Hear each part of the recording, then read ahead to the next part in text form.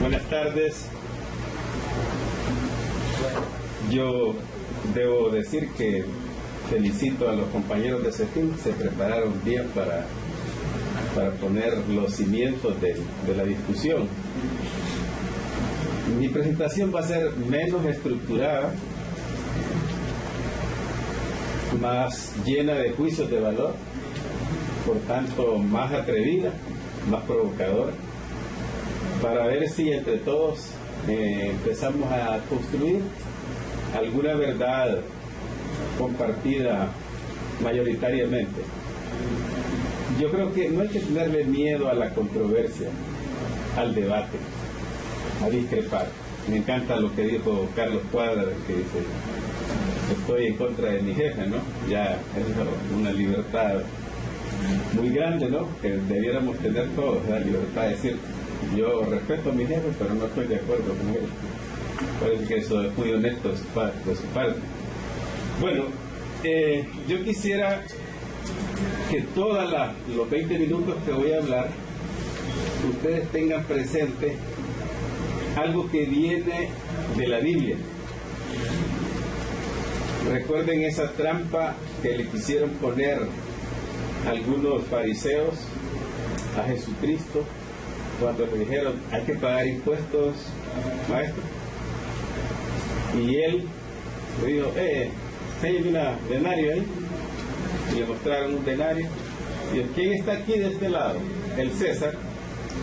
Bueno, pues denle al César lo que es del César. En otras palabras, hay que pagar impuestos. No nos podemos escapar. Y si lo vemos en una perspectiva fundacional, la sociedad humana, la civilización humana, tiene eso como un pilar fundamental de todas las sociedades. Hay que pagar impuestos para sostener las sociedades. Y si ustedes quieren buscar más ejemplos, hay más ejemplos también. Hay otro donde dice: bueno, Jesucristo, ¿vas a pagar impuestos, sí o no? Vaya allá y tiren un anzuelo y sacan un pez y adentro está una estatera. De ahí pagan los impuestos. Bueno, de ahí está lo de saqueo, ¿no? Y el propio Mateo. O sea que la Biblia está llena de referencias al tema de los impuestos. Entonces les pido yo que ustedes retengan eso, porque de alguna manera todo este arrinconamiento al cual nos encontramos es casi como empezar a pensar si la sociedad que hemos construido necesita de un cambio, o si solamente de agarrar unas cuantas llaves, ¿no? Y hacerle unos cuantos torques y socar algunas tuercas y ya arreglamos. O necesitamos hacer un cambio grande. El pueblo dice: todos en la cama o todos en el suelo, ¿verdad? Y otros por ahí en el Popol Vuh dice que nadie se quede atrás. Lo digo porque este tema que vamos a ver ahora, yo creo que ha estado bastante oscuro, bastante opaco, y esta coyuntura que vivimos ha permitido darnos cuenta de qué estamos hablando cuando hablamos de justicia fiscal. Y creo que de alguna manera lo que yo vaya diciendo tiene que confrontarse con lo que dicen los compañeros de CEFIN y lo que va a decir ICEFI, y podamos debatir, ¿no? O sea, nos vamos a pelear en términos académicos, pero al final nos vamos a dar la mano, ¿no? Bien, yo quisiera un poco aquí hacer una referencia a los regímenes de exoneración. Ahí aparecen 7 regímenes de exoneración: la ley de incentivos al turismo, el régimen de importación temporal, la zona libre turística de las islas de la bahía, Solitur, la ley de zonas libres, SOLI, las zonas libres turísticas, SOL, las zonas industriales de procesamiento para exportación, SIP, y eso último, que las zonas agrícolas de exportación, que ya está derogado, pero que hay una que todavía está gozando de los beneficios. Entonces tenemos 7, y uno diría: bueno, si eso solamente son 7, no es mucho. Pero lo que sucede es que hay más de 200 leyes que amparan exoneraciones monetarias. Es decir, leyes que incluyen dispensa para vehículos, sea del Congreso o sea de una iglesia, dispensas para los diplomáticos, exoneraciones por etcétera, pago de impuestos sobre la renta, otros impuestos. Y aquí un poco se demuestra, ¿no?, lo que los regímenes gordos, como el de Soli y el de las zonas de procesamiento industrial para exportación, que tienen todo, ¿no?, renta, activo neto, aporte solidario, ventas, derechos aduaneros, otros y municipales. Es decir, que realmente estos 7 regímenes, más los otros 170 leyes que les he hablado, no son cristianos. Ellos no pagan impuestos. Se apartaron del mandato. Alguien que quiera. Entonces, los gobiernos han recibido la solicitud de no pagar impuestos y los gobiernos las han concedido y las siguen concediendo. Algunos dicen a perpetuidad. Y entonces ahí uno se pregunta, es un debate también, ¿hasta cuándo? ¿Cuándo van a ganar competitividad estas empresas para competir con otras? ¿O siempre van a estar siendo subsidiadas?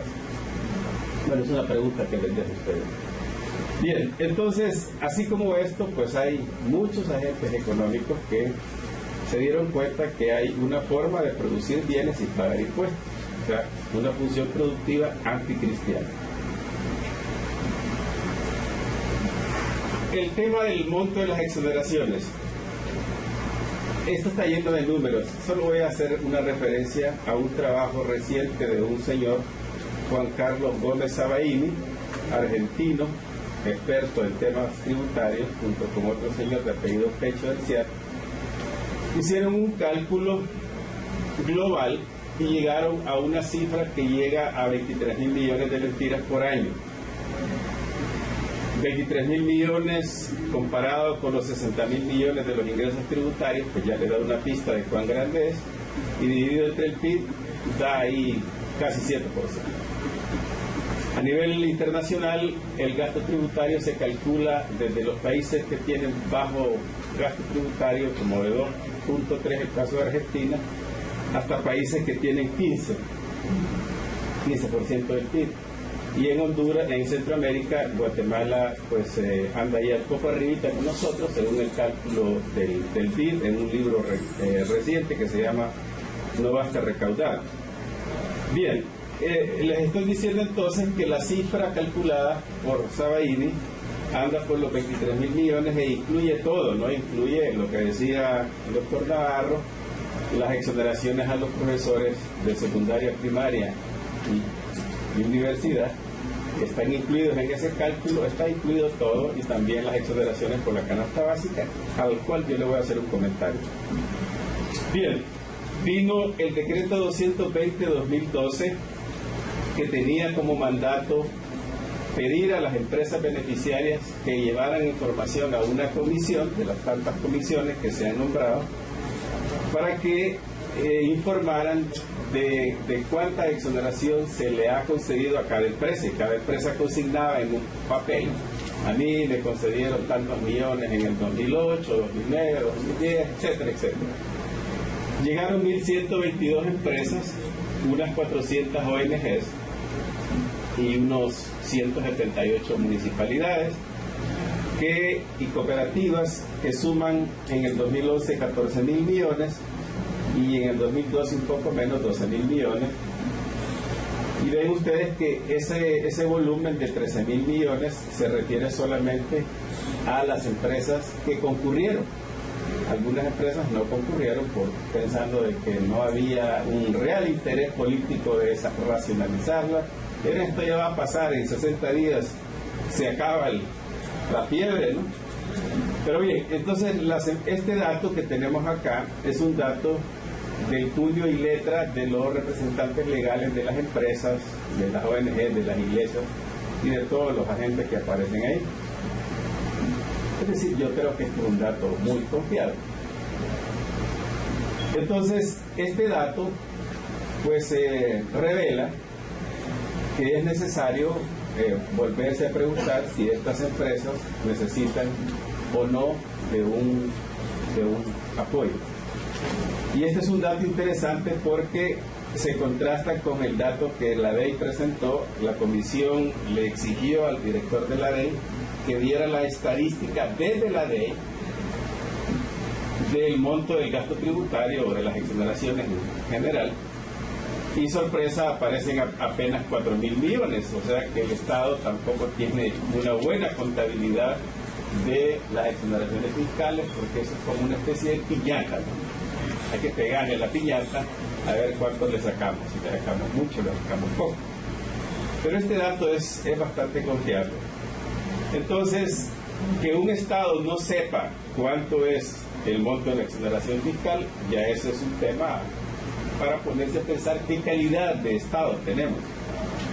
Las recomendaciones de estos expertos del CIAT y expertos del BID dicen que a todos los países se les recomienda un manual del gasto tributario, y ese manual, las buenas prácticas del gasto tributario, dicen los países tienen que tener un presupuesto de gasto tributario, y a cada empresa se le dice, mire, a usted que es la empresa superera, la Grecia, el gasto tributario que se le asigna para este año es de 3.000 millones, no se me vaya a pasar de ahí.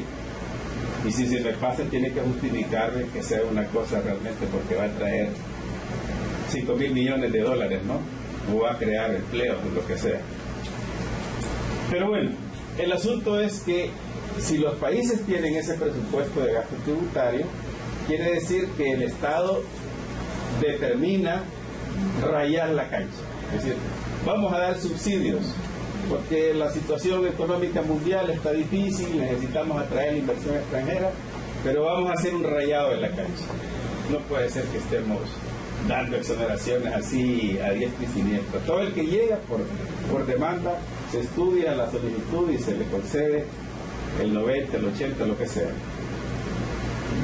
Bien, este tema de las exoneraciones, de esos volúmenes que aparecen ahí, pues se contrastan con los ingresos totales del 2009 al 2012. Vean ustedes que no es muy gorda la cuenta de ingresos fiscales, desde 47.000 millones a 60.000 millones en el 2012, que se compara con el cálculo de Sabaini, diríamos que una tercera parte de eso es la exoneración fiscal, y si no diéramos exoneraciones fiscales tendríamos ahí 80.000 millones de ingresos,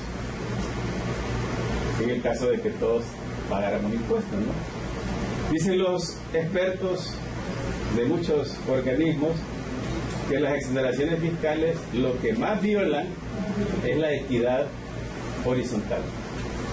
La equidad horizontal es los que ganan 100 pagan por 100, los que ganan igual pagan igual, pero no puede ser que yo gane 500 y pago 100 y aquel gana 500 y paga 1. Ahí estamos violando el objetivo de la equidad horizontal que nos hablaba el doctor Navarro. Entonces, el asunto es que este tema del gasto tributario, que es una cantidad muy grande, implica dar una mirada a cómo está construido el Estado. Es decir, yo creo que no se incurre en una falta de marxismo decir que los sectores pudientes de un país, de cualquier país, de Guatemala, de Haití, de Canadá, pues tratan de influenciar en el tema de las leyes. Usted no influye en el tema de las leyes, a usted nunca le han preguntado qué tipo de leyes quiere.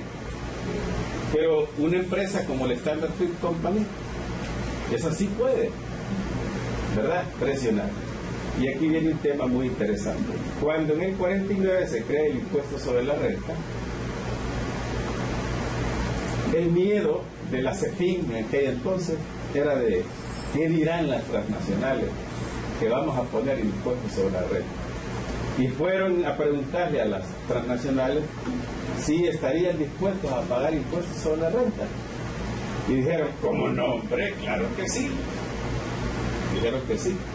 Y ese año pagaron 5 millones de dólares. Y el siguiente año 7 millones de dólares. Bueno, ¿cuánto pagan ahora? Yo les pregunto a ustedes, ¿cuánto pagan ahora? Sería bueno saberlo, ¿verdad? Sería bueno esa transparencia. sería interesante, pagan $150,000 de impuestos, porque encontraron una fórmula que pasa por ese tema de hacer pedazos las empresas, ya el tema de los precios de preferencia y todo eso. Entonces las empresas transnacionales, que son muy fuertes, saben cómo no se paga impuestos. Pero con lo que les voy a decir, se van a ir como condorito además. De todas las exoneraciones a las empresas, más de la mitad es a las transnacionales. Tienen, ¿perdón? ¿En montos o en casos? En montos, en montos. Estamos hablando de la industria del banano, se lleva más de 5.000 millones. De esos 11.000, un poquito más. Y entonces ahí uno se pregunta, ¿y cuánto pagan de impuestos sobre la renta las empresas del banano? ¿Y cuánto pagan las azucareras? ¿Y cuánto pagan los que exportan chile, los que exportan vegetales? Sería bueno saberlo, ¿verdad? Pero no lo sabemos. Fíjense qué interesante. No lo sabemos. Yo puedo decir cuánto se paga en Guatemala, en la agricultura de Guatemala, cuánto paga de impuestos. De hecho, sea de paso, menos del 3% del total de ingresos. Y lo puedo saber de Nicaragua y de Costa Rica, porque uno se puede meter a la ley de esos países, pero de Honduras no se puede saber.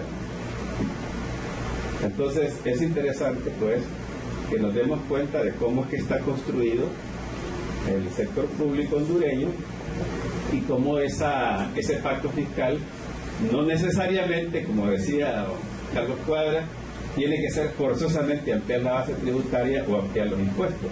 También significa una reingeniería profunda, total, yo hasta diría refundación de la ley. Ya saben ustedes lo que quiere decir la palabra, ¿no? Necesitamos un cambio grande, muy grande. Entonces, este es un tema pues que apunta a que empecemos a preguntarnos qué tipo de institucionalidad pública tenemos. ¿Cuántos candidatos a presidente de la República han dicho en sus discursos: vamos a intervenir las aduanas de Honduras y vamos a acabar con la corrupción de las aduanas de Honduras? ¿Algunos? Díganme ustedes alguno que haya dicho eso. Todos lo han dicho. Bueno, pues ya vamos a ver. Pero de igual forma, hay muchos sectores que no pagan impuestos. Ahí hablamos de los profesores del sector informal, que ya saben ustedes, más del 60% de la para el sector informal. Pero eso es un tema, un mito, ¿no? Aquí presentamos los incentivos a nivel regional. El investigador es precisamente Dorval, del CICEFI.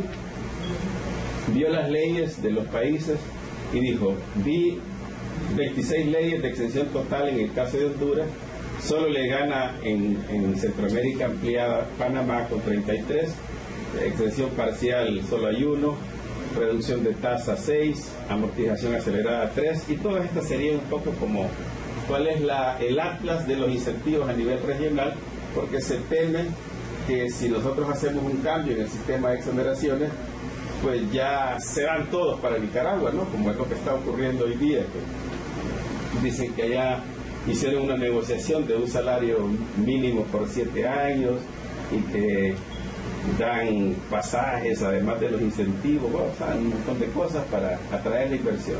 Pero no está muy claro que realmente sea necesariamente porque los incentivos son más o menos. Ahorita Nicaragua y El Salvador cambiaron sus sistemas. El Salvador dejó 10 años máximo para la zona metropolitana y 15 años, en el caso de las maquilas, para todas las maquilas que se vayan a regiones que no sean las no metropolitanas. En el caso de Honduras diríamos 10 años para los que se instalen en el Valle de Sula y en Tegucigalpa y 15 años para los que se vayan a La Esperanza o a Choluteca o algo parecido. Pero no se habla de exoneraciones a perpetuidad. Bien, los incentivos a las zonas francas implica todo esto, ¿no? Exportación y reexportación libre de todo tributo por lo de la OMS, importación de maquinaria, equipos, insumos, todo libre de tributos, ventas al interior del territorio aduanero nacional Aquí, no sé si vieron en los periódicos de ayer, un empresario dijo, no, pero no puede ser que solo nos dejen sacar el 5% de la producción para venderla en el mercado nacional. Sí, es justo que la gente se beneficie, ¿no? Pero bueno, el asunto es que también ese 5% hay que revisarlo, ¿no? No es lo mismo el 5% de una empresa que produce 6 docenas de camisetas a una que produce 600 millones de camisetas, no el 5% de 600 millones. Sí, dejamos el 5% ahí como un numerito mágico que no afecta al mercado, a la producción. Yo les pregunto a ustedes, ¿dónde está la camisería Bolívar? ¿Dónde están los Dos Toros? ¿Dónde está la Van Heusen? ¿Dónde están? Yo les pregunto, ¿dónde están las fábricas que producen ropa, textiles en Honduras? Y comentaba con el doctor Navarro que le decía, ¿cuántos se salen del centro? Yo voy a Tegucigalpa, al centro, a buscar los zapatos, a hablar con la gente, y veo, conté 68 negocios de ropa usada, que incluye ropa usada, zapatos usados, juguetes usados, electrodomésticos usados, y me voy para Comayagüela y allá están las bodegas, aquí para comprar al por menor y allá para... Entonces se nos está degradando un poco aquellos tejidos sociales, socioproductivos que teníamos cuando no teníamos estos 7 regímenes fiscales que tienen todo este impacto hacia la producción y hacia el consumo. Pero ya como que es un deporte ir a andar buscando en la bultica, ¿no? Andar buscando una camisita, un trajecito, porque es más barato. Yo al principio tenía pena, ¿no? Pero dije, no, ahí anda uno de saco, también voy a ir yo a ver. Bueno, entonces todos estos incentivos, el IVA, el impuesto sobre suspensión de activos por compra de activos, en fin, todos las utilidades, los dividendos, la depreciación acelerada, todas esas cosas están ahí. Entonces llegamos al punto que queremos reflexionar sobre cómo era en 1970 la estructura del universo de ingresos del Estado hondureño. El 72% eran indirectos y el 27%, 27,9% directos. O sea que diríamos que siempre que se habla de regresividad fiscal es cuando los indirectos son más que los directos. Y en este caso tendríamos una gran regresividad, o sea, los impuestos indirectos son los que todo el mundo, cuando toma una Coca-Cola, cuando compra una cajita de fósforos, cuando se suma un cigarrillo, cuando compra una refrigeradora, todos esos impuestos indirectos llenan el 72%. Bueno, va pasando el tiempo, del 70 llegamos hasta el 2010 y vemos que ha habido una pequeña mejoría. Del 72 pasamos al 67 y los directos pues subieron un poco al 33. Según los estudiosos es una tendencia mundial que al parecer rebajar las tasas a nivel mundial, las tasas del impuesto sobre la renta bajaron y la paradoja de bajan las tasas y sube un poquito el impuesto de la renta, ¿no? Pero no deja de ser una paradoja pues porque realmente muchos agentes económicos optaron por producir donde no se paga impuesto. Y eso quiere decir que optaron por no pagar renta. Bien, la situación que nosotros pensamos existe es que los impuestos directos de las personas jurídicas comparados con las exoneraciones en el periodo 58-70, tenemos unas tesis hechas en el COSCAE por un empleado de la DEI. Pues hicimos los cálculos y vemos que las exoneraciones eran en el periodo 58-70 mucho más grandes que los impuestos pagados por las personas jurídicas y lo mismo en el caso del periodo 71-2000, pero vean ustedes que la diferencia se hizo más grande, ¿no? O sea que realmente ahí hay yo no diría sesgo, yo diría una perversión. Ya van a ver por qué. Entonces, esas exoneraciones fiscales representan que el Estado hondureño regala al empresariado como forma de subsidio un lempira. Le dice, te doy este lempira para que produzcas empleo, para que consigas divisas. y posteriormente el Estado recauda 62 centavos de impuestos. Entonces, terminamos, el Estado tiene que estar pagándole a la empresa porque opere. A grosso modo, esto significa que las grandes empresas no pagan impuestos, pero sí obtienen regalías por parte de un Estado que subsiste gracias al sistema impositivo indirecto. Entonces, en Honduras, podríamos exagerar diciendo que al que más gana, más se le exonera. Las empresas grandes, las transnacionales, las maquiladoras japonesas, coreanas, americanas, hondureñas, ganan bastante, pero no pagan impuestos.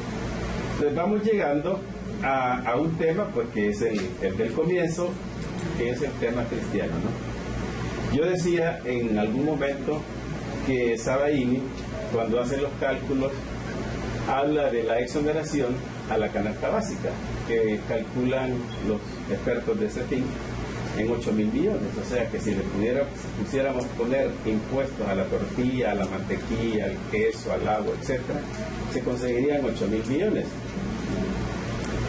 Asumiendo entonces que todos esos bienes tienen tasa cero. Pero este comunicado que dice ahí, todos los productores de bienes exentos y proveedores responsables del impuesto sobre venta. Solo les voy a leer ese pedacito que dice ahí.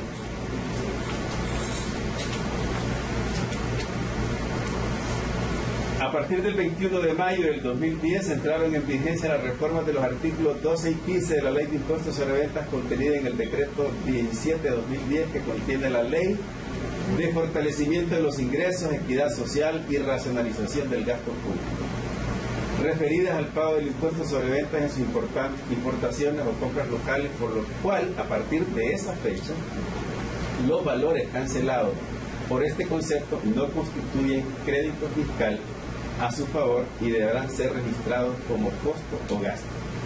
¿Cuál es el asunto? Si yo produzco mantequilla o produzco cualquier bien que está exento, para producir esos tomates, esa mantequilla o eso necesito insumos, y esos insumos muchas veces son importados. Yo pago los impuestos, pero esos impuestos que pago dejaron de ser crédito fiscal, y está diciendo ahí, pásenmelos al precio. Entonces el mito, la hipótesis de que no hay impuestos a la canasta básica como que se ve un poco bajo. Una cosa es a los bienes de la canasta básica como bienes finales, pero en el proceso de elaboración de esos bienes hay impuestos que se meten ahí en la función de formación del precio. Lo cual quiere decir pues que la crisis fiscal ha llevado a que de manera muy suave, muy así, con mucho subterfugio, con un comunicado así como este, que no, a los periodistas no le entienden a esto, no van a decir nada. Así es Honduras, ¿no? Bueno, entonces llegamos a esta pregunta. ¿En qué Honduras nos gustaría vivir? ¿A usted le gustaría vivir en un país donde no se paga impuestos? Yo a mí me gustaría pagar. No pagar, decir, a mí me encantaría, ¿verdad? Es decir, pagar impuestos le duele a uno. Miren, ahorita en abril, que hay que hacer la declaración, yo decía, ¿cómo hago aquí? ¿Qué magia hago para no pagar impuestos, no? Pero bueno, es que es doloroso pagar impuestos, ¿sí o no? Sí, ¿verdad? Pues bueno, uno dice, ¿en qué Honduras nos gustaría vivir? En este, donde se paga impuestos. Es un Honduras donde se paga impuestos, o en este, donde no se paga impuestos. El problema es que usted es de la central de trabajadores, es que el compañero y yo también, igual que usted, no podemos elegir a qué Honduras le tiramos. A mí me gustaría tener el poder económico de decir, yo me voy por la zona libre de progresamiento, pero no tengo dinero, pues apenas gano un salario para vivir, más o menos. Pero hay quienes sí pueden decidir el Honduras donde no se pagan impuestos. ¿Quiénes son? Los que tienen. Entonces, ¿qué sucede? Que sin saberlo, sin pensarlo, hemos construido un paraíso fiscal al lado de un infierno fiscal. ¿Verdad? ¿Sí o no? Hay quienes no pagan impuestos, ya ven un montón de regímenes, no se paga nada, ni siquiera los impuestos municipales. Pero hay otros que sí. Entonces dice, yo entrevisto a los pobres y si usted paga impuestos, que no sabe porque que paga cuando compra los fósforos, cuando compra el gas, cuando paga la energía, paga impuestos. Pero hay quienes no pagan impuestos. Entonces, esos son los anticristianos. Dios los ama igual, ¿verdad? Dios quiere a los que pagan impuestos y también quiere a los que no pagan impuestos. Pero en la tarde te van a examinar y te van a decir, señor, ¿cuántos impuestos pagas? Tráeme las declaraciones de impuestos de la renta. Aquí para entrar a la puertecita de San Pedro hay que traer las declaraciones del impuesto de la renta. Pagaste impuestos. Entonces es importante que nos preguntemos si realmente es la Honduras que queremos construir. Una Honduras donde hay unos que no pagan impuestos y otros que sí pagan impuestos y que están debatiendo, como hoy, reformas tributarias. Tenemos que subir los impuestos. Del 12 del IVA pasemos al 15 y del 15 de cigarrillos y traguitos pasemos al 20. Pero hay otros que seguirán sin pagar impuestos. Entonces yo les invito a ustedes a reflexionar qué es lo que queremos construir. Y ustedes tienen la respuesta. Muchas gracias.